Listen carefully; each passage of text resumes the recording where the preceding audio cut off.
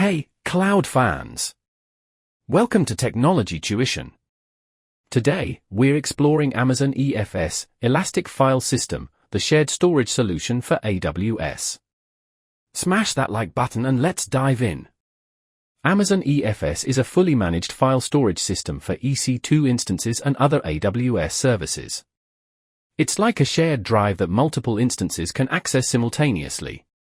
EFS uses the NFS protocol, making it perfect for applications needing shared files, like content management systems.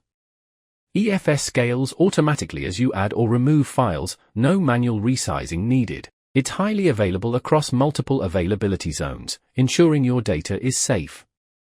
You get strong encryption and access control. Plus, EFS offers standard and infrequent access storage classes to optimize costs. Picture a web app with multiple EC2 instances serving content. EFS lets all instances access the same media files, like images or videos, in real time. It's also great for big data analytics or DevOps pipelines. That's EFS, shared, scalable, and simple. Try it out on AWS. Drop your questions below and subscribe for more cloud goodness.